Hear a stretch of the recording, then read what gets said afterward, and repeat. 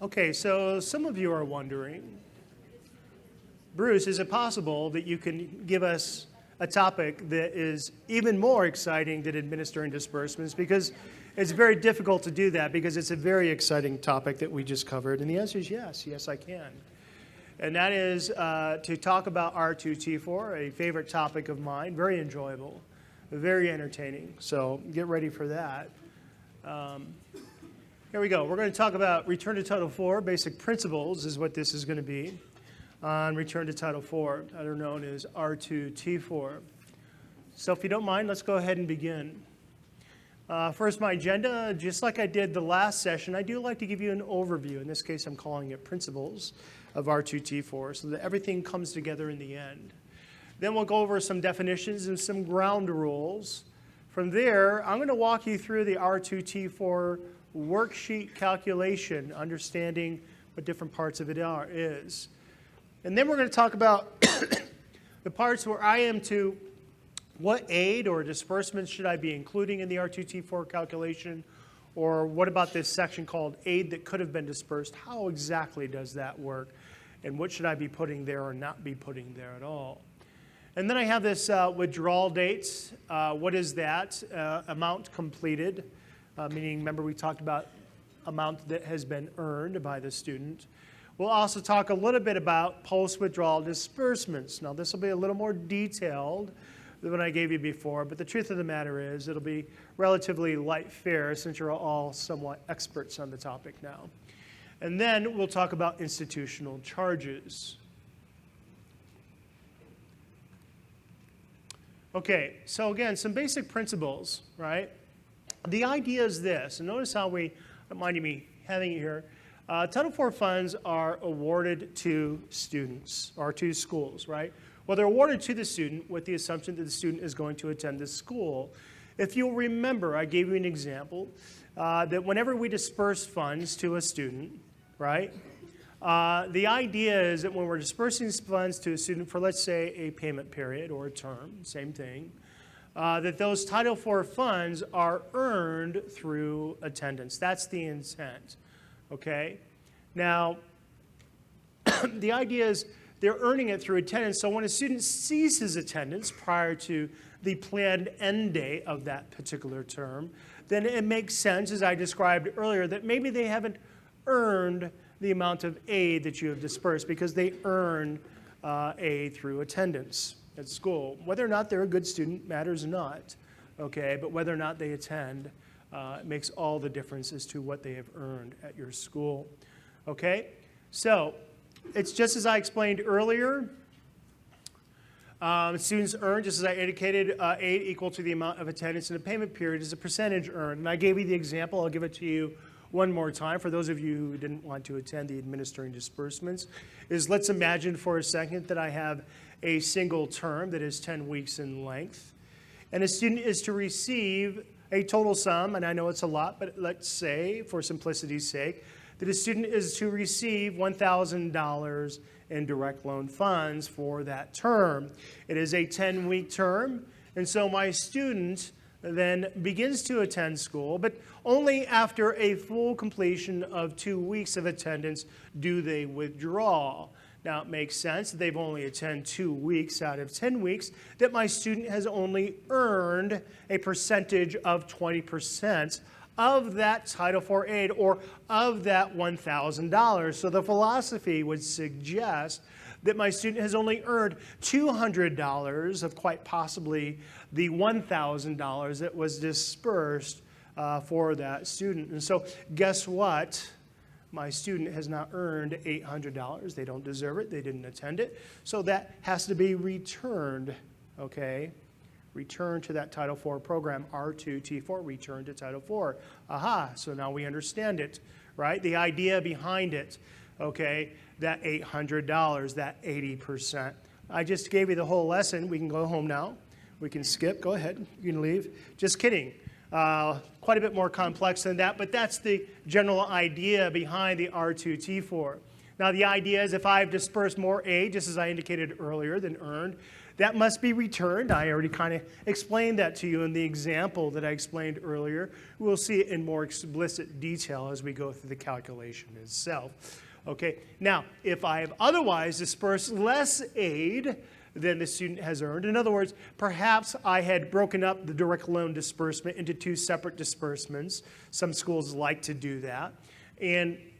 But somehow my student has, we have somehow dispersed less prior to the student withdrawing than the student has actually earned. Then I have in that instance what we call a post-withdrawal disbursement, because my goodness, they deserve that money because they've earned it. And so we might have a post, meaning after they've withdrawn, a disbursement. We talked about that earlier, okay?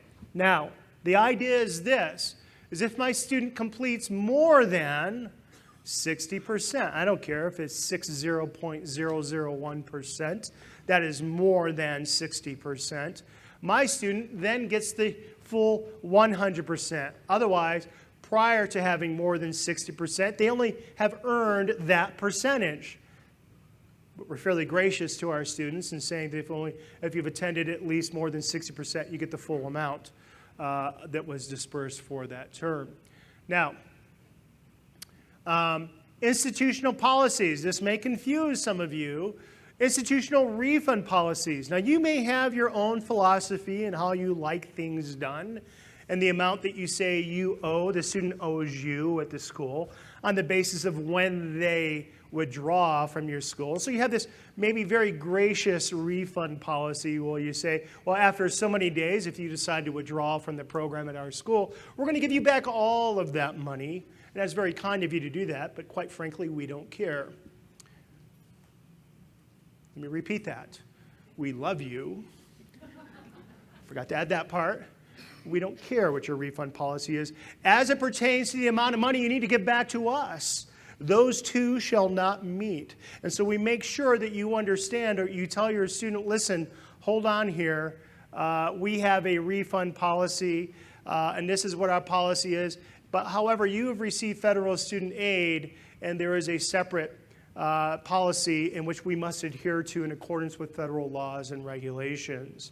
And so it may be sometimes that our policy may not be as generous as the return to Title IV calculation policy.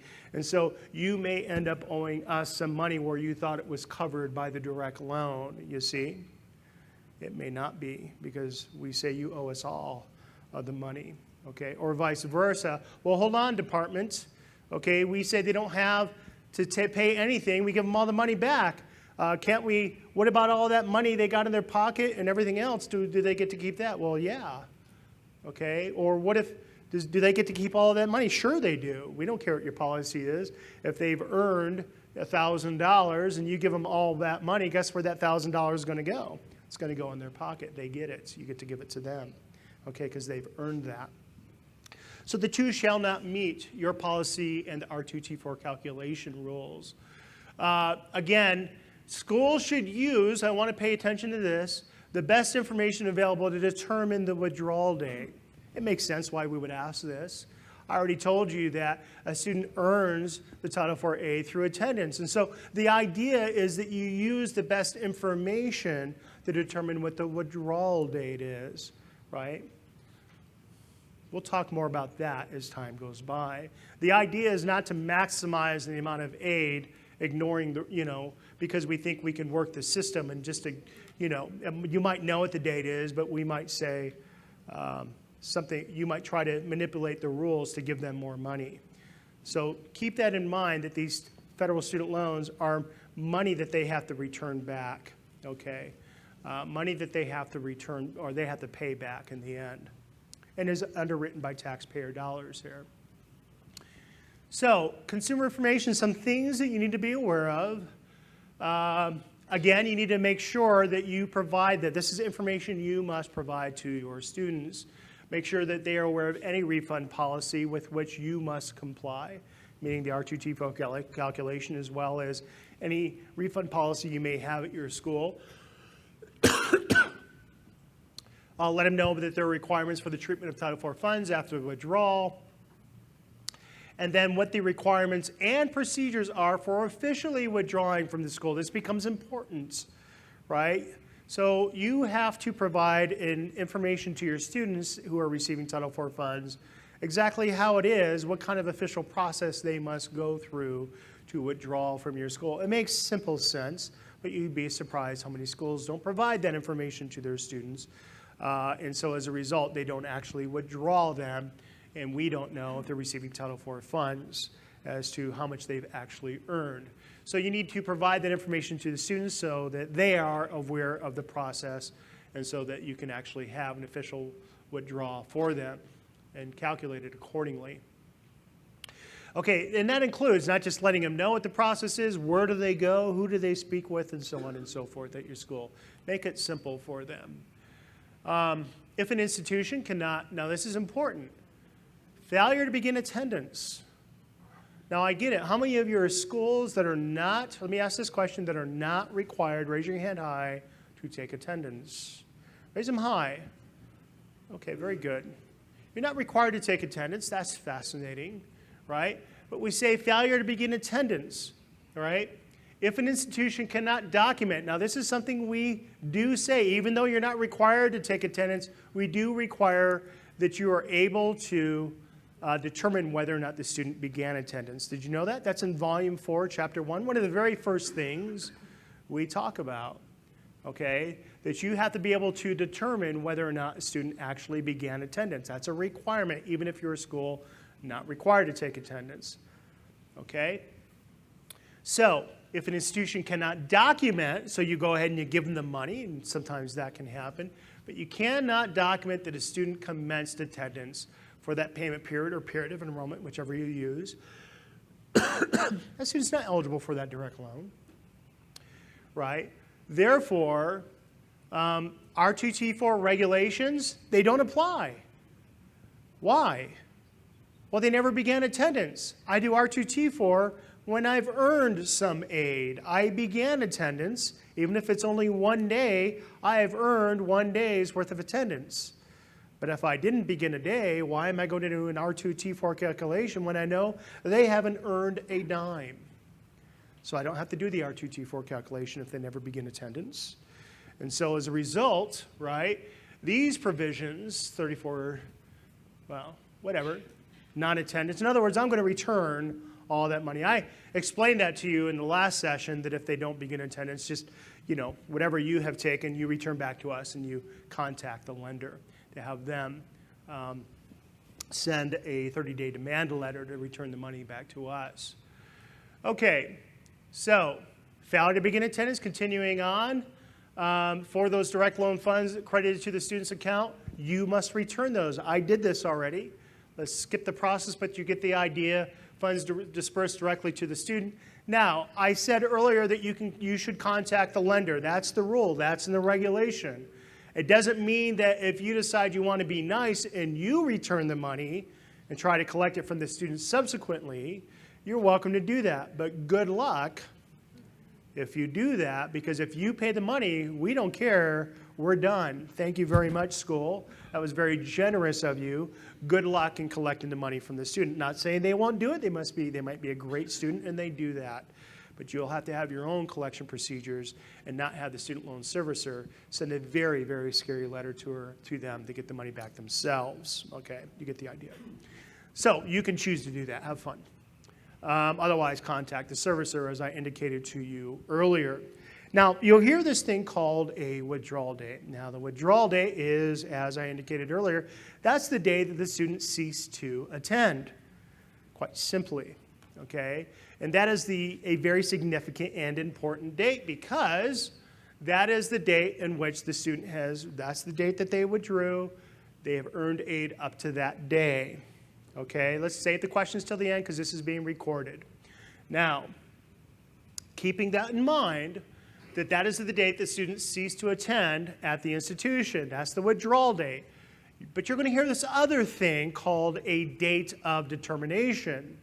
Now, date of determination is the date that you have determined that the student has withdrawn. Now, there is a reason why we do that. We have the date of determination. I'll talk about that a little bit later on, but As I'll go into each of these individually as to what the implications are between the two, okay?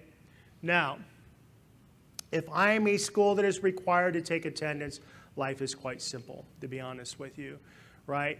To determine the withdrawal date to which my student has earned aid, right? All right. To determine the withdrawal date, well, I apologize, I hate this slide, required to take attendance. In other words, I have two types of schools. I already know one that's required to take attendance, one that is not required to take attendance. For schools that are required to take attendance, there we go. Here's the slide I was looking for, my apologies. I'm only doing it because I have an outside entity that requires me to do it, or maybe it's just how my school does things, because they hold my students to a higher standard. They want them to be in class. And so my institution requires that you take attendance. But sometimes we have outside agencies with wherever we're at, government agencies that say, you know what, you're this type of school. In order for them to meet the accreditation rules or requirements, they have to attend class. Now, if they're not saying you have to take attendance, if they're not saying that, then you're not a school that's required to take attendance. If you're a school, however, that says, well, even though we don't have somebody on the outside saying this, but that's how we do it because we do things to a certain standard, then you also are a school that is required to take attendance because it is your policy to do so. Okay, so then you become this school that is required to take an attendance. Now, if you are this school that is required to take attendance, it's quite simple, okay? You must use your official attendance records to determine a student's withdrawal date. Done. Oh, that was simple.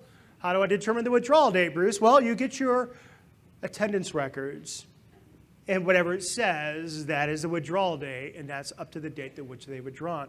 Now, you schools that are not required to take attendance, well, it's not so simple, is it? We're not going to be done with just one slide, are we? So what's going to happen is, well, how do I know? I didn't take attendance. I don't have attendance records of any sort. So the idea is, just a big picture here is typically schools that are not required to take attendance, most traditional schools, typically fall semester schools, typically fall under this category, okay? You're not required to take attendance, okay?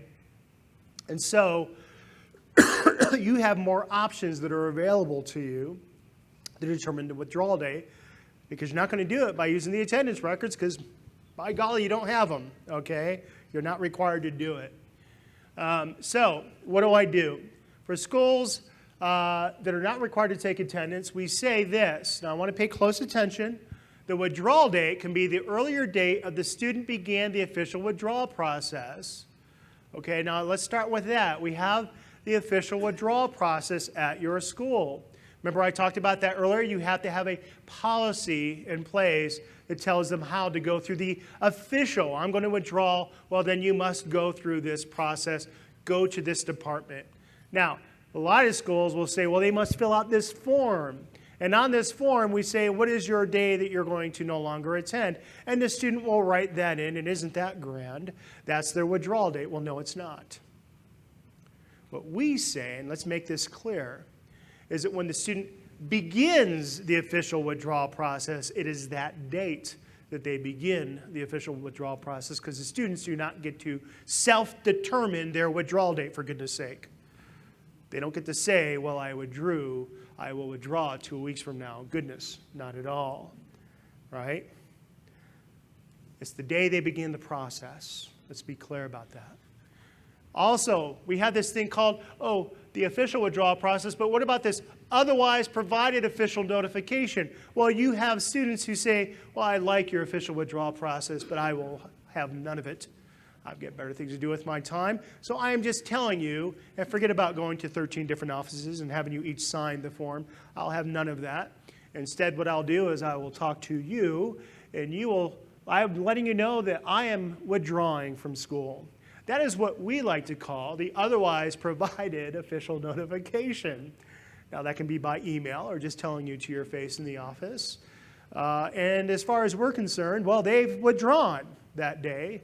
And you can pursue them and shake your fist all you want, but that is the withdrawal date, the day they begin the otherwise official notification to your school. So that's how that works. Then we have those students, and it's unfortunate, right?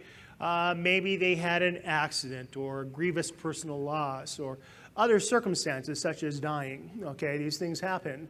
It's on the date that this particular illness or grievous personal loss or something that would ever cause them to no longer attend, that can be, is the date that is related to that particular incident, okay, in which that occurred.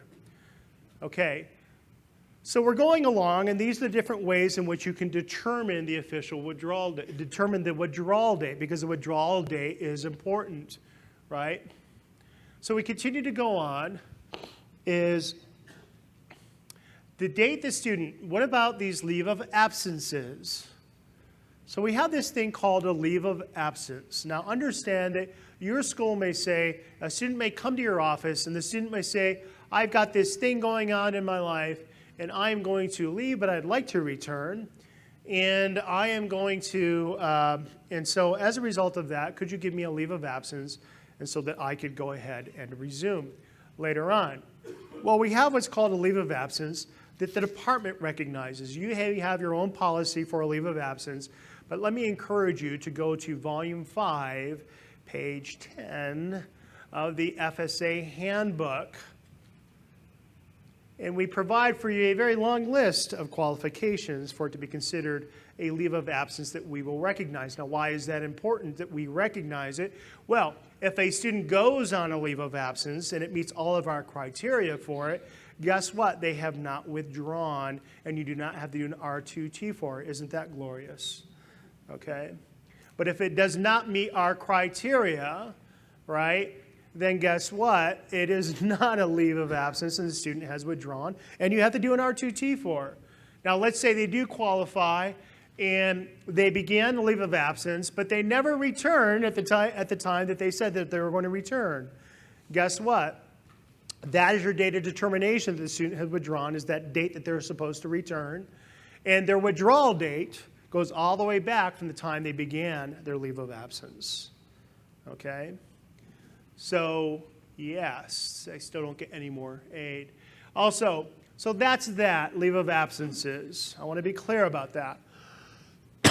Please turn to volume 5 of the FSA handbook. It applies to you.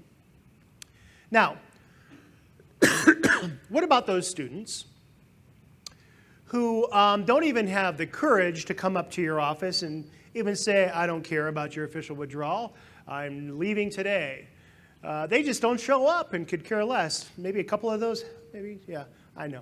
Unfortunately, it happens more often than not, and we call that an unofficial withdrawal.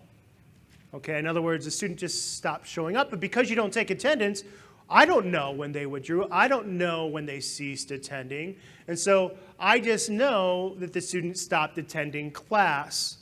I just don't know when that actually occurred, okay? So that's when you take the midpoint of the period. Now, whenever you have that, you're always safe to take the midpoint of the term in that. So they get 50%. How glorious is that? Okay? They get 50%. Now, everything I've given you gives you a specific date, doesn't it? I have the official, right? I have the incident in which something occurred. I told you about the midpoint if you don't know what any of those things are. Now, this next one will supersede. In other words, you can use this one to replace any of the dates that I spoke about earlier if you so choose. In other words, if you have an academic-related activity, okay, if you happen to have an academic-related activity, such as my student turned in a homework assignment on this date, my student took an exam on this date, okay? And we have a list of those academic-related activities in Volume 5, okay, Chapter 1 of your FSA handbook.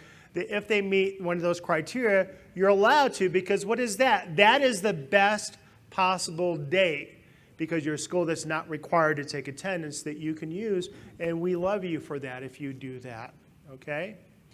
So you can use that as the withdrawal date and forget about everything I just told you up until now, okay? But it's optional for you to use a academic-related activity if you so choose. Again, I told you about the leave of absence. I just wanted you to be able to see the conditions, quite entertaining as to what those are. Again, just want to encourage you, since I've already went through it, to go ahead and take a look at that in your handbook, okay? So the thing here, though, as I go back, and I hate that they did this, they continue to build, well, right? The idea, though, if you're in a standard term program, the student's going to have to be able to resume training. Remember I said about all those conditions? Those conditions are not easy to meet, and this is one of them for you traditional schools. In other words, we say if my student left, 30 days into the term, they are allowed to resume 30 days into the term. If you're saying no, you must start all over from the very beginning, because that's just not how we do things around here, then guess what? You don't meet our requirements, okay, for them to do that. Not only that, you cannot have additional costs, as we indicate here, additional cost that is basically added on to the student's account because they're doing a leave of absence, because maybe you're going to. So all these things need to be taken into consideration for the leave of absence. It's not necessarily easy, especially you standard or traditional schools. Trust me, it's very difficult to do this first one, okay? Non-term credit hour schools, we don't care. You clock hour schools, that's not a condition. So it's easier for clock hour schools to meet the leave of absence conditions, as it is for non-standard, only because of how they are designed, right? How they are designed in nature. Okay, again, required to be a withdrawal. Now let's get to this topic. That's a withdrawal. We learned how do I determine what my withdrawal date is, because that is critical. That is up to the percentage that the student has earned, okay, at this particular point in time. And so then if for the date of determination for an institution that is required to take attendance, right, guess what? It is either the date the student provided notification, right, or that you are ceasing attendance, or if no notification is provided, the date of determination. So that I'm letting you know that I'm withdrawing. My withdrawal date is still in accordance with my attendance records, but required to take attendance. But I determined it the date that my student either notified me or no later than 14 days after the last date of attendance. In other words, that unofficial withdrawal for the school is not required to take attendance, right? Well, guess what? I know when the student is no longer attending class, and I start counting down up to 14 days. I have 14 days to make that determination that they've actually withdrawn from the last day of attendance, no more, okay? Now, what does that mean? Does that mean that when I reach 14 days after the student ceases attendance, I must kick out the student and say you've withdrawn? No. We're just saying that from that day that you determine they've withdrawn, guess what? You now have 30 days to do the calculation. Try to get on the phone and get the student to come into class. Okay, so you restart that clock or whatever the case may be, okay? But otherwise, you've only got 30 days to get that R2T4 calculation done, right? So my deadlines are not based on my withdrawal date. Okay, you schools that are not required to take attendance, I didn't mention to you what the date of determination is, and I apologize. It is within 30 days upon completion of the term. In other words, I complete the fall term, I count out 30 days afterwards. That is, I have up to 30 days after the term is over, in which I determine that the student has withdrawn. Why? Because I don't know. I didn't take attendance. So I give you a lot longer for you to determine whether or not the student has actually withdrawn. And perhaps you know something is awry because the student didn't do the final exam. They're not getting a grade or whatever the case may be. So I have to determine whether or not they actually withdrew. They didn't turn in any homework assignments at this particular day. So maybe I'm using the midpoint. I know they've withdrawn. I just don't know when. Or I do have a homework assignment that's turned on last on this day, and that's my withdrawal date. But my date of determination can be as late as 30 days after the term is ended, and that's when I start counting down 30 days after that I have to get these things done, perform an R2T4 calculation. So the date of determination is when the clock starts to tick to meet my deadlines, not the withdrawal day.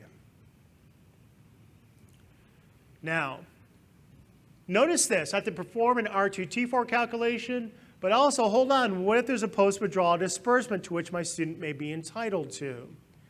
That's also within 30 days. So I encourage you not to wait until the very last day to do the calculation, because guess what?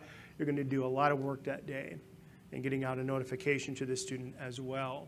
45 days from the date of determination. In other words, I essentially have approximately 2 weeks, just a little bit more, to return. That's calendar days, by the way. That's not business days. To return the funds back to us.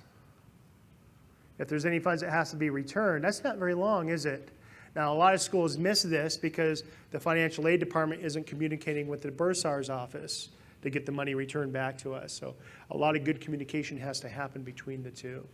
By the way, nothing says that the bursar's office is not allowed to do the R2T4 calculation. Oh, isn't that a grand idea? Let me repeat that. Nothing says in the rules and regulations that the bursar's office cannot do the R2T4 calculation. Oh, that saves the problem of communicating to them. Okay, I'll just stop there. See how many fights come out as a result of that. But we can get the money to them in time if we might do that. Okay. Also, within 180 days, keep in mind that you have to return. Make sure you make that R2T4, that post-withdrawal disbursement. That's a late disbursement, right? Remember that. Okay, so when we're doing this calculation, we'll go through it in just a little bit. Notice that we have specific rounding rules as it pertains to certain things. So when you're calculating a dollar amount,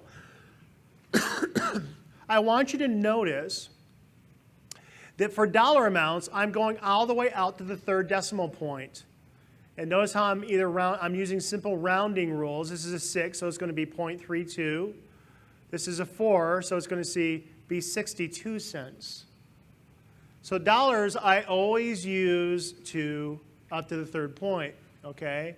Now you can go ahead and round to the nearest dollar instead if you want to do that using simple rounding rules as opposed to doing cents. That's okay too, using simple rounding rules. 32 cents stays at 1,046. 62 cents, you have 1,042. Now, when I'm calculating percentages, I'm not just going out to the third decimal point. Notice I'm going all the way out to the fourth decimal point.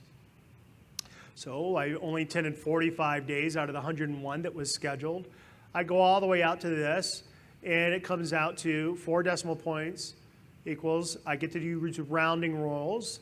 446 equals 44.6%. Right? Or in this case, 4422, I don't get to round up. It's 44.2%, you see. All right.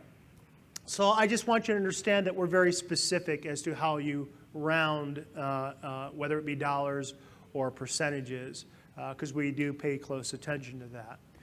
All right. So let's look at our R2T4. Let's look at this worksheet that is typically used. Now, the truth of the matter is, if you go into COD, we've got this grand R2T4 calculation that does all the calculating for you. You're just going to have to do the initial setup. But I always think it's important that we understand what is happening behind the scenes as to how the calculation is occurring. Because if you're not putting in the correct data, then you're not going to get the correct calculation, despite how easy it is. Okay. So looking here at the very top of the actual R2T4 calculation form, we have something as simple as Peter's name and social security number. But notice here the date my form was completed. In other words, this is the date that I calculated did the R2T4 calculation. Now that's important to us because I have what? 30 days from the date of determination. We're seeing if you met the deadline of 30 days. Well, look, the school determined date of determination was 3/13. Was it within 30 days that I did the calculation? It was, thank goodness. Okay, now they are using a payment period. You traditional schools must use the payment period. You clock hour schools, if you have a program that is shorter than an academic year, but longer than a payment period, you're welcome to use what we call the period of enrollment. In other words, cover both the payment period and the the two shortened payment periods, however long that is, as long as it's less than an academic year. You get the idea behind that. But you traditional schools must use the payment period, okay? Now, this is step one. That's the top of the form. It tells us a lot of things in the top of the form. Now, here's step one. Now, this is always quite fascinating to me. Notice we have a quadrant here. I hope you don't mind me getting right into it over here. Notice we have a quadrant here, right? We have these 4 big blocks over here. Now, up here, you're always going to ignore your foreign schools. This means absolutely nothing to you. So what you want to pay attention to is this section down here. Now, again, in this section, this is the amount of funds that have been dispersed. Now, notice that we're asking you to enter in only the net amount dispersed. In other words, that origination fee, right? In other words, these are the funds you gave the student actually received or that you actually dispersed. So we want you to cut out the origination fee, and that's the amount. That's why the amounts must be in there as they are. So both for the sub and unsub. Now, in this particular case, we had dispersed the funds. Now, this one is, this funds could have been dispersed. The funds could have been dispersed, but the student withdrew before the funds could be dispersed.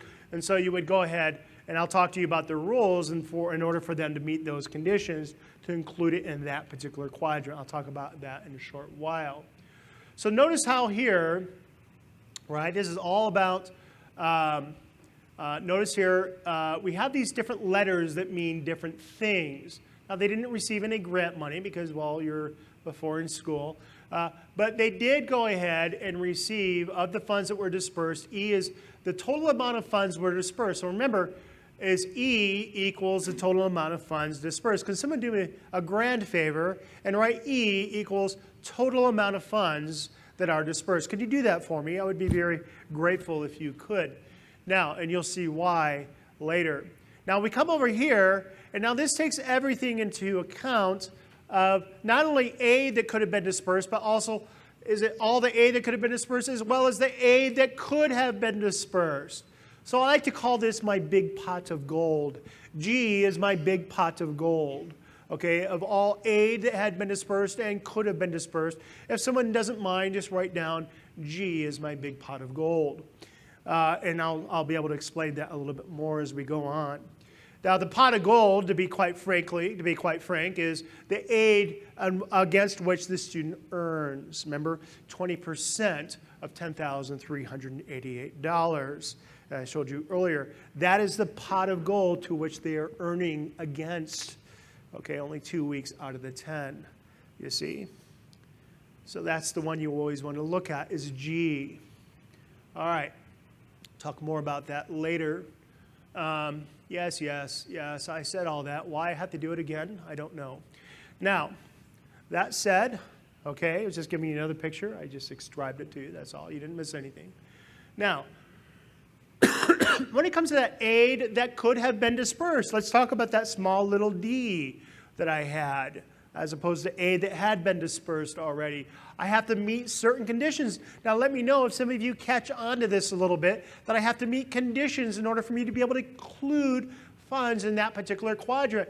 Notice what I need here is I need a processed ISER with an official EFC. Well, that sounds oddly familiar. Maybe like a late disbursement. Also, for direct loans, had to have been originated. Yes. In order for me to be able to include those direct loan funds that had not yet been dispersed, they have to meet the same conditions that I talked about earlier that we use for late disbursements.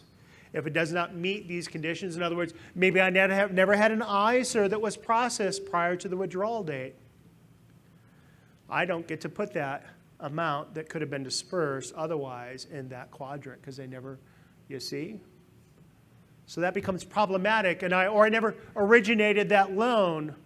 Okay, I can't put it in that little quadrant right there.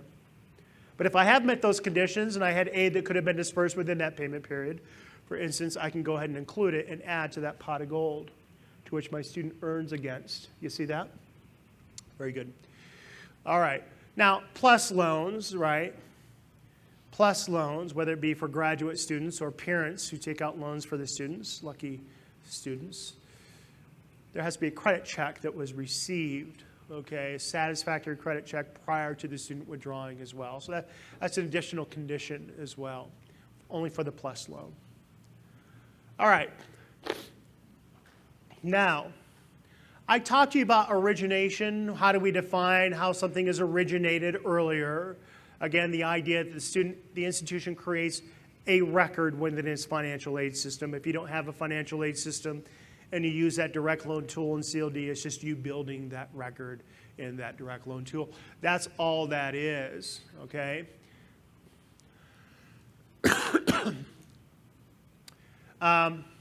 Sometimes I might have aid that could have been dispersed that meets that meets those late disbursement conditions.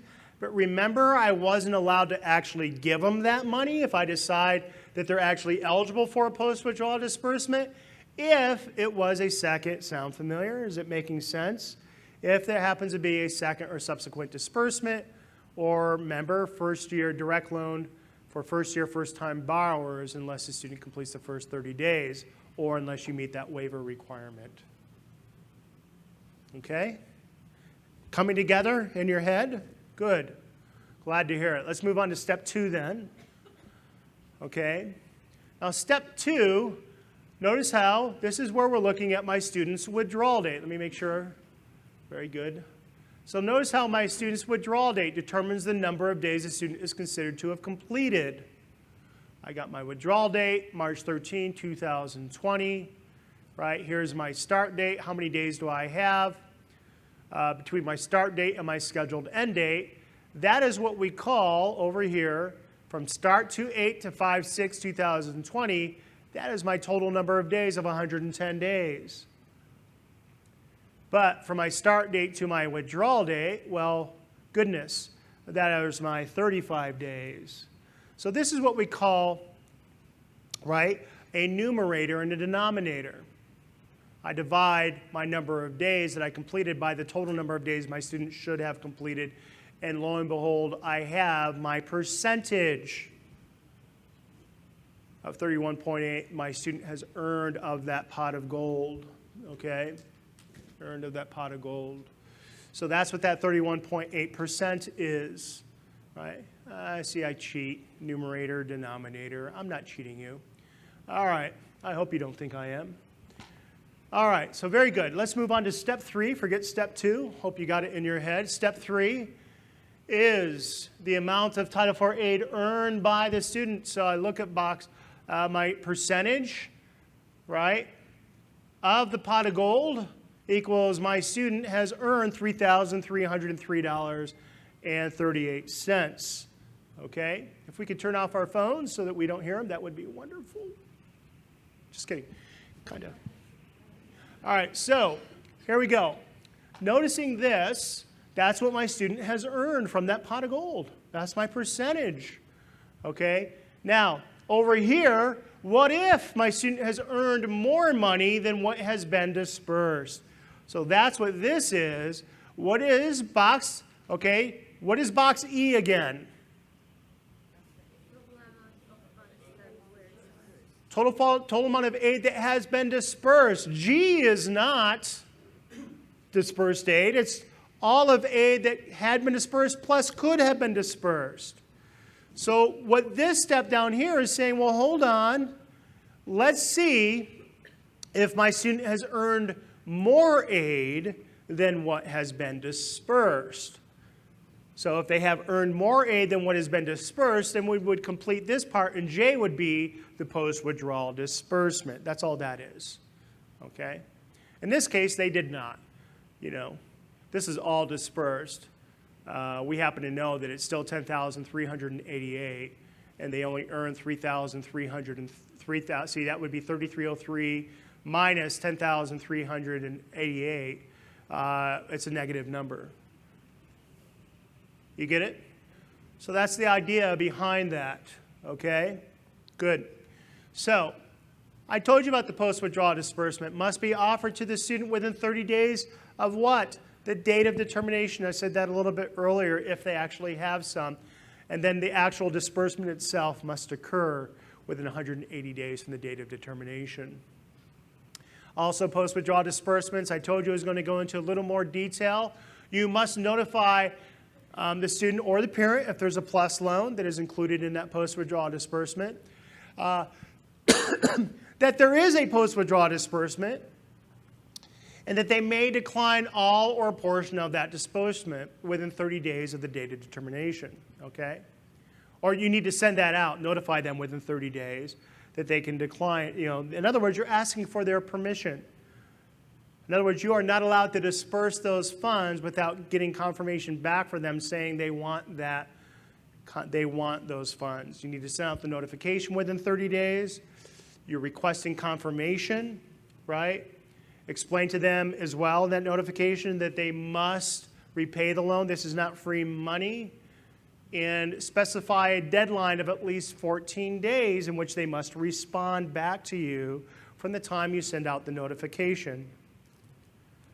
Now remember, if the response is late, in other words, let's say you do 14 days, the minimum number of days, and they get it to you within 16 days, you're allowed to say, no, you missed the deadline, okay? You missed the deadline, and so therefore, we're not going to give you this money. Or you may say, you know what, we're going to give you this money. It's at your discretion. But if you're going to deny it to them, remember, I said this earlier, you're going to have to provide it to them in writing, that you're going to deny them that amount. Now, if they never respond at all, you better not give them that disbursement because you want it, you know, because they owe you money. You can't do that, okay? Now, if they do, though, you take your money first.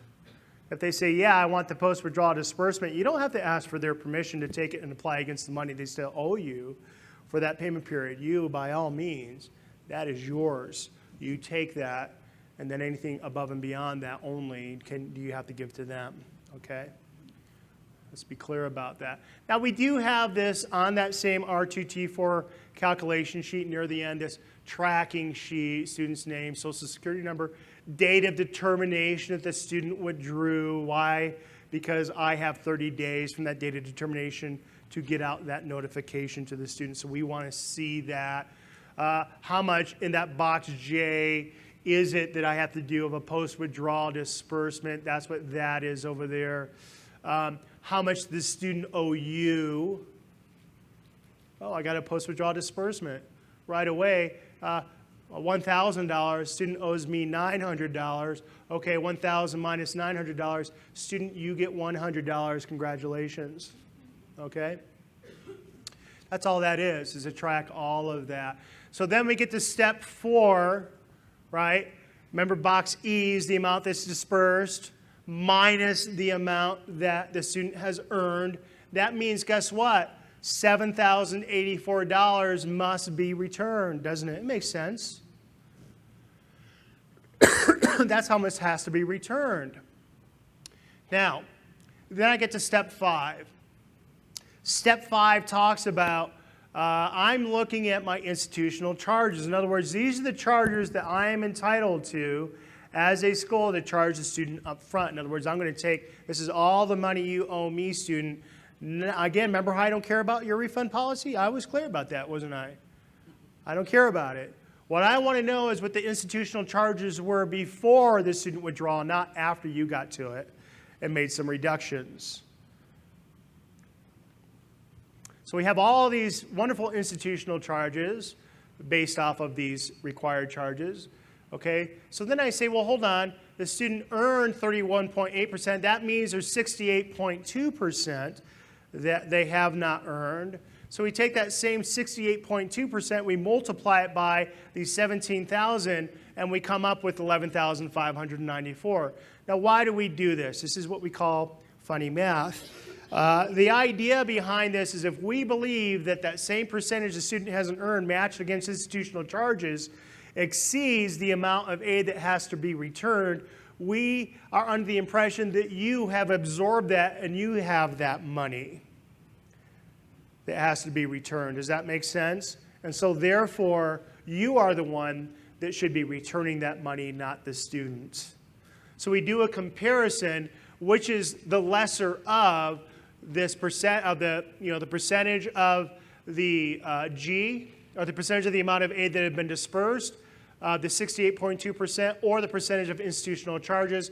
In this case, the percentage of aid that was dispersed is a lower amount. So you return the amount that guess what? You're returning it all, the $7,084, because it exceeds that same percentage in institutional charges. We believe that you have absorbed that full $7,084. Make sense?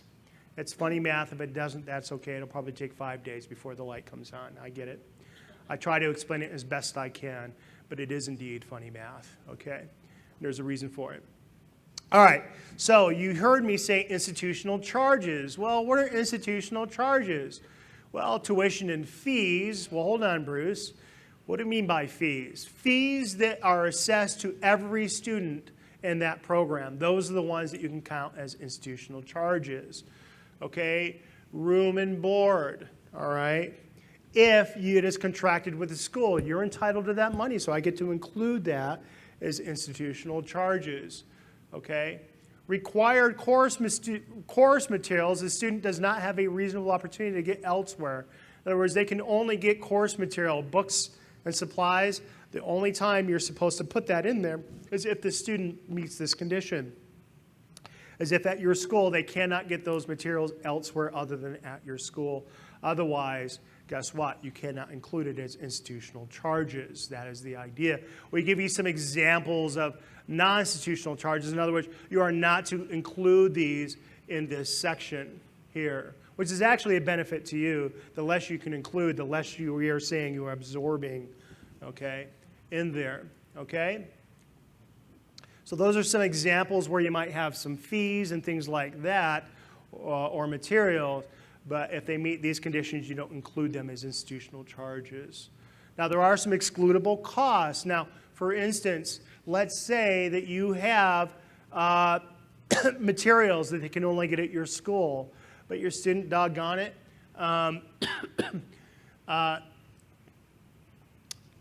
basically what we're saying is, guess what? These are non-returnable materials.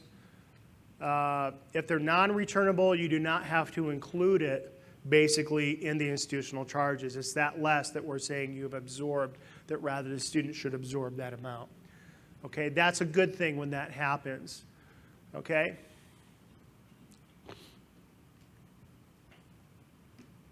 Now, notice how the excludable cost is the amount that you paid for it, though, not what the student paid for it. Now, I want to point out here as we get to step 5, notice it's at 31%.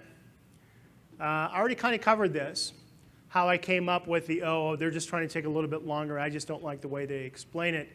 But that they're showing you, again, we're looking at a comparison between the 68.2% of unearned dispersed funds against the 68.2% of the, which is this, against the 68.2% of the institutional cost, right?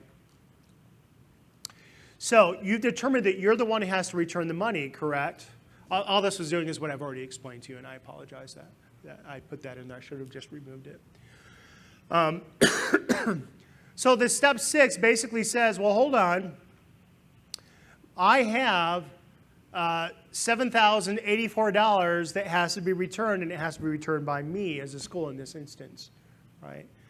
And so what do? Well, I get rid of the bad stuff first. If you remember, unsubsidized direct loan funds, that's all I had was $5,936 total. So I'm returning, as a school, all of the unsubsidized direct loan funds. And then I'm only returning the difference in subsidized direct loan funds, meeting up to the $7,084. I'm not returning the full amount, only the remaining difference between the unsubsidized loans and the amount that has to be returned am I doing for the subsidized loan. Notice the order. Notice how I'm getting rid of the bad stuff. I don't want to say bad stuff because it is good stuff, but the least desirable loan first. before the more desirable loan, because on this loan, interest does not begin to accrue until 6 months after I get out of school, okay? Good, or withdraw. Now, I told you about this, right? Must return those Title IV funds. It has a responsibility to return. You're going to return this money, and you've got 45 days after what? Date of determination. A lot of schools think it's the withdrawal date. Let go of that. It's the date that you determine that the student hasn't withdrawn, that you have to return the money back. And I've already given you maybe some sage advice that you might take back about the bursar's office. We'll see how that works. Anyway, so then we get to this next part. Again, the return is completed on the date. So how do I know it's completed? The return that you deposit or transfer those funds, right, into the school's depository bank account. Remember, when I say you do that, you're only doing that so you can give it to somebody else. If you have nobody else to give it to, give it back to us. Return it back to us, to the program from which it came, from whence it came, in the dollar amount from which you received, okay, and the U.S. dollar amount that we're indicating. Sorry, okay. Now, notice this: the 7,084. What is box O? Box O. Nobody wrote that down. That's the amount that the school has to return, right? So box O is the amount the school has to return minus the amount. So it's the amount that the student did not earn, the amount the student didn't earn minus the amount the school has to return. We come up with the amount the student has to return, right? The student that they didn't earn. So we take the total amount that's been dispersed minus the amount the student, minus the amount that the school has returned, and I come up with still $3,303 that the student has. Now that's the amount, right, that they have essentially, that's just the amount that the student has earned, but it's in direct loans. We just know that these are all in direct loans, so guess what? They're going to pay that back in accordance to the terms and conditions of the loan, okay? That's all that's saying. You don't deal with step 9 or step 10. We're essentially done. That's as far as it goes. Okay? Now again, R2T4, we used to have it in FA Access to CPS Online. It is no longer there. We made it available in COD much earlier this year, where you can build your own profiles. It's actually a much better tool than it was when it was in FA Access to CPS Online. It is grand, because there's some things you couldn't do, and they redid it, redesigned it, and it is much friendlier. It is a much friendlier tool. So if you want to get some training on how to use that new tool, we give you a URL that you can go to, and it's a nice video that you can watch. Okay? Other resources, again, I try not to make these things up as I go along. You can hold me to account with this up here. All right, and letting you know where all the regulations are. Don't forget to go out to your foreign schools team. I'm giving you their email right here. Write it down. Get it good. Get them good. Okay, call them up. All right, because I'm not on the team. Anyway, hey, I still love you. Come on. All right, or mail them. Otherwise, any questions that I may answer, hopefully.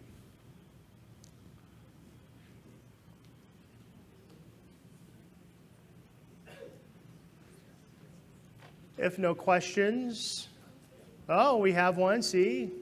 Courage. This is for the session you did earlier, when you said for a first-year student or a first-time borrower, we have to wait 30 days. How do you find out if you're a school who has the exception? The school, well, you know, because we release to you a final cohort default rate every year. The exception is that if you have, for the last 3 fiscal years in a row, less than 15%, because we release that to you every year, usually around October 1, so you probably received it recently, then you meet that exception. Would that go to our auditor? Oh, we all know it. Yeah, we all, oh, yeah. And we learned foreign schools are 3.5%. Yeah, you should be low. Yeah. I think all of you guys are low Well, cohort default rate. okay. I mean, I don't think I've seen one that's actually been high, but yeah, you should meet the exception. Thank you. Raise your hand high so I can see it. I can see you, though. Go ahead. I have a question. Oh, he's ignoring you. All right, back here then. Let's take this one. Uh-oh, it's him again. Yes. What's your question, young man? In terms of the determination for attendance, Data determination, yes. Mhm. well, with the attendance policy, we have 4 different schools within the university, How many schools? 4 different schools within the university. Very good. Okay. 2 of those require attendance, 2 of those don't. So Very good. actually, kind of, we have a half. In that case, the schools that are taking attendance, are we determining it on that, and the other half we're not? Or does it Yeah. have to be a one-size-fits-all for the entire university? No, it's not a one-size-fits-all. So it makes sense. That's not uncommon, even with our domestic schools. They have particular programs, you're calling it schools, that a particular student is attending a specific school in which you take attendance, then for that student, it is a school that is required to take attendance, but they're attending a different school that is not required to take attendance, then you're not required to take attendance for that particular student. And so that's quite common, actually. It gets even more complex. We start dealing with veterans who receive benefits and so on and so forth in the U.S., and only they are the only ones in the class that are required to take attendance, and so on and so forth. So, yes. So did I answer your question or did I ramble? Yes. Both. Okay, very good.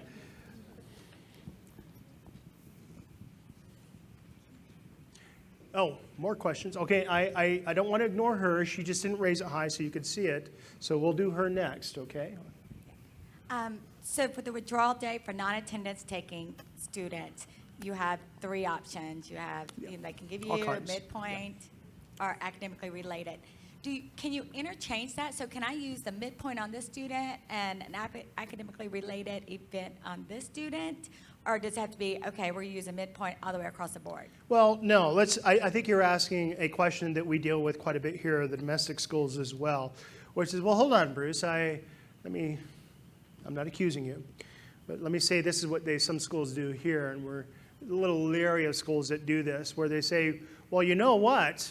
If I were to go ahead and take an academically related activity for this student, it's like at 40%. But if I do it, and so I'm not going to do it for them because they're going to get less money, even though it's more accurate and I know it to be true. And as a policy, I'm just going to go ahead and those students who have an academic related activity that go beyond the 60%. You getting my drift? Yeah, we're watching you. You or okay. I know you. So was I going in the right direction for you? Yes. Remember, the very first thing I said is to use the best possible date. Okay, the philosophy is that you try not to take advantage of the rules to give them more money. Okay, the idea is that of course I know that you're all doing that, but I get the question because it happens all the time. So be careful of that. If we see a trend where you're avoiding those academic related activities below the 6%, we might take a closer look at you to see if you're not playing the game right. Okay, good. Bruce, Oh, here we go. Yes. it's a quick one. Who is the direct loan servicer in our cases?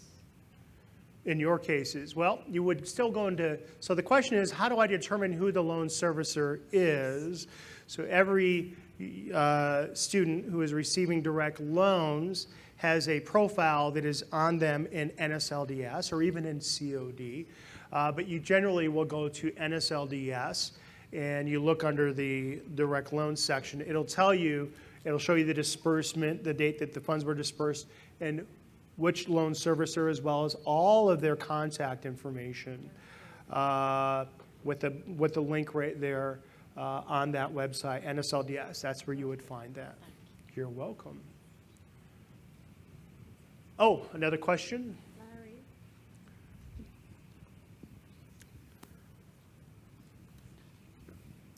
Sorry, I may have missed this when you were talking about the cohort default rate and the 15%, so I apologize. For a school that is new, that hasn't established a cohort default rate at all, so maybe, or has maybe 1 year or 2 years, Do they have to do the 30-day delay? I don't know.